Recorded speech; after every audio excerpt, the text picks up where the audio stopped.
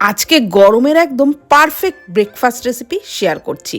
তবে হেলদি বলেই আবার পালিয়ে যাবেন না যেন, রেসিপি কিন্তু দারুণ টেস্টিও আছে। একটা বোলের মধ্যে 1 বাটি সুজি নিলাম, এখানে 200 গ্রাম সুজি আছে। যতটা সুজি ততটাই টক দই অল্প জল দিয়ে মিশিয়ে 10-15 মিনিট ঢেকে রেখেছিলাম। তারপর ওর মধ্যে দিয়ে দিলাম পরিমাণ মতো লবণ, 1 চামচ চিনি, চিনিটা কিন্তু অবশ্যই করে দেবেন। দিয়ে দিলাম একদম ছোট টুকরো করে কেটে নেওয়া গাজর, ক্যাপসিকাম, ধনেপাতা আর কাঁচা লঙ্কা কুচি। তারপর অল্প জল দিয়ে ভালোভাবে সমস্ত কিছু মিশিয়ে রাখলাম। এদিকে একটা কেক টিনের মধ্যে অল্প তেল ব্রাশ করে নিলাম। আর তারপর ওই যে ব্যাটারটা তৈরি করেছিলাম ওর মধ্যে 1/2 চামচ মতো ইনো পাউডার দিলাম, পুরোটা প্যাকেটের কিন্তু দিইনি। আর সামান্য জল দিয়ে ভালো করে ফেটিয়ে ওই কেক টিনের মধ্যে ব্যাটারটা দিয়ে কড়াইয়ের জলের উপর স্ট্যান্ড বসিয়ে তার মধ্যে ওই কেক টিনটা বসিয়ে ঠিক 15 মিনিট ভাপিয়ে নিয়েছিলাম। ঠান্ডা করে বার করে নিলাম।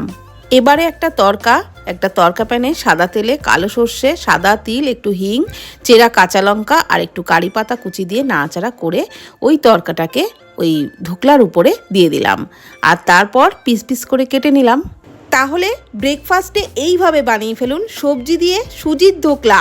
এভাবে বানালে রেসিপি যেমন স্বাস্থ্যকর হবে তেমন খেতেও কিন্তু দারুণ টেস্ট লাগবে।